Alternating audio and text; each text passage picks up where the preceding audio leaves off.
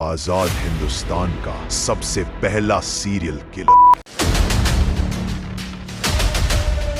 रात के 2 बजे का बॉम्बे, सड़कें खाली, हवा भारी और स्ट्रीट लाइट्स बस अपने साये को थामे खड़ी। लेकिन आज रात कुछ अलग है। एक परछाई चुपचाप चलती हुई, हाथ में जंग लगा हथौड़ा और आंखों में ऐसा सन्नाटा जैसे भीतर कोई तूफान फंसा हो। फुटपाथों पर सोए लोग जो दिन की थकान में ढह चुके हैं, उन्हें क्या पता कि आज उनकी तरफ बढ़ता साया सिर्फ एक इंसान नहीं, एक खौफ है। धीरे धीरे वो परछाई झुकती है, सांस रोककर, फिर एक भारी टप। शहर की नींद खुल जाती है, लेकिन सड़क खामोश रहती है, क्योंकि इस हिस्से में चीखें भी पुरानी हो चुकी हैं। लोग कहते थे वो कोई रहस्यमयी साया नहीं, वो था भारत का पहला सीरियल किलर।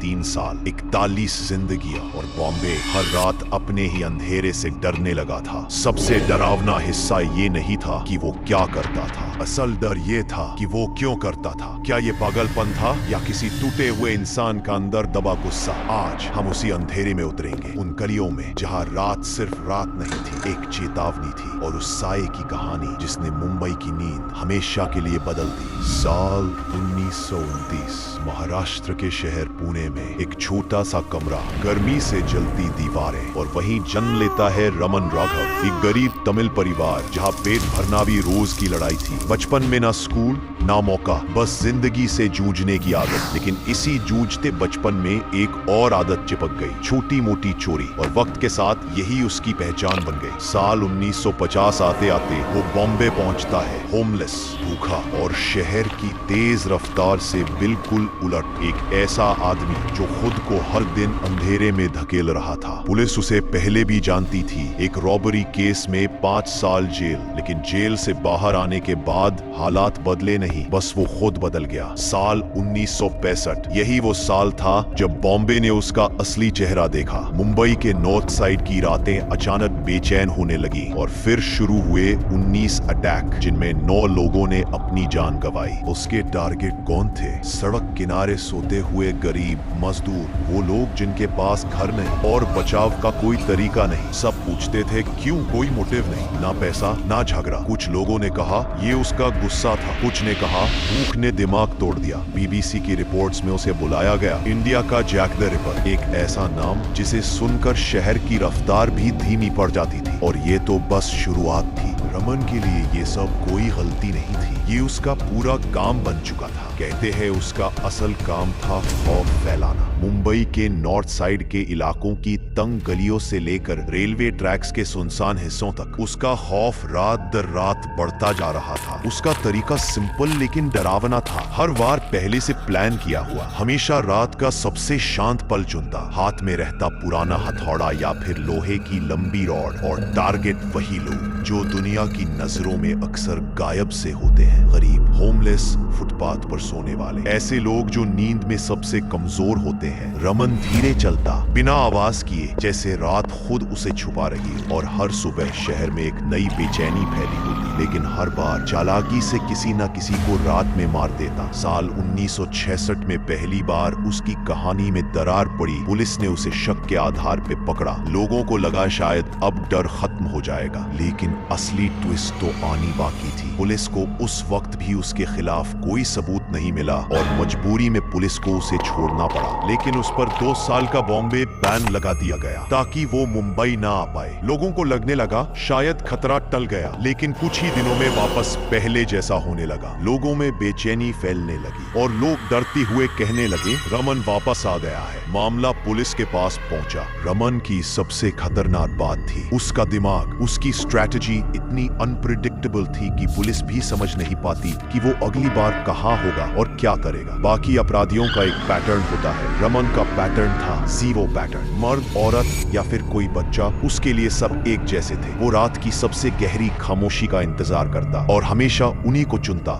जो सो रहे हो, क्योंकि उसके शब्दों में सोता हुआ इंसान सबसे आसान टारगेट। उसके हाथ में होता था एक पुराना हथौड़ा या लोहे की रॉड, और तरीका बिना आवाज, बिना जल्दबाजी, सीधे सिर पर तेज वार। इतना तेज कि शहर को सुबह तक पता भी नहीं चलता कि रात में आखिर क्या हुआ। लेकिन असली डर उसकी डायरी से आता था, एक छोटी पुरानी नोटबुक जिसमें वो बार बार लिखता था, सोसाइटी ने मुझे तोड़ा, अब मैं सोसाइटी को तोड़ूंगा। और फिर आया वो पल जब पुलिस ने आखिर उसे बैठा कर पूछा, लेकिन उसने कोई जवाब ना दिया। कहते हैं चिकन कुरमा रखते ही उसने बोलना शुरू किया। मैंने 41 लोगों की जाने ली और जोर जोर से हंसने लगा। हिंदुस्तान टाइम्स ने लिखा था, his product was pure cruelty, क्योंकि रमन के लिए ये सब शॉक्ड वाली बात नहीं थी, ये उसका अपना बनाया हुआ काम था। एक ऐसा काम जिसने मुंबई की रातों को हमेशा के लिए डर में बदल दिया। साल 1965 और 66 ये वो 2 साल थे जब बॉम्बे की धड़कन धीमी पड़ने लगी। 19 अलग अलग अटैक जिनमें कई जिंदगियां खत्म हो गई। वक्त बीतते गया और साल 1968 आया और 22 से ज्यादा नए केस सामने आए। पूरा शहर जैसे पैरालाइज हो चुका था। स्लम इलाकों में दरवाजे, खिड़कियां सब बंद। लोग रात में बाहर निकलने से डरते थे। कई परिवार तो बच्चों को बाहर सोने नहीं देते थे। डर ऐसा जो सांसों में भी महसूस होता था। पुलिस ने करीब 2000 जवान सड़कों पर उतार दिए। मैन हंट शुरू हुआ, लेकिन रमन का साया शहर की हर गली से बड़ा लगता था। जितना पुलिस सर्च करती उतना वो और फैलता जाता। विक्टिम्स की गिनती बढ़ते बढ़ते 41 तक पहुंच गई। रमन को लेकर अफवाहें इतनी तेज थी कि लोग सच और झूठ में फर्क ही नहीं कर पा रहे थे। क्विंट की रिपोर्ट बताती है कि कुछ लोग मानते थे वो आधी रात को कोई जानवर बन जाता है, कभी पेड़ पर सोता है, कभी अंधेरे में गायब हो जाता है। बॉम्बे, जिसे लोग सिटी ऑफ ड्रीम्स कहते थे, वो धीरे धीरे एक नाइटमेयर में बदल रहा था। एक ऐसा शहर जो अपनी ही रातों से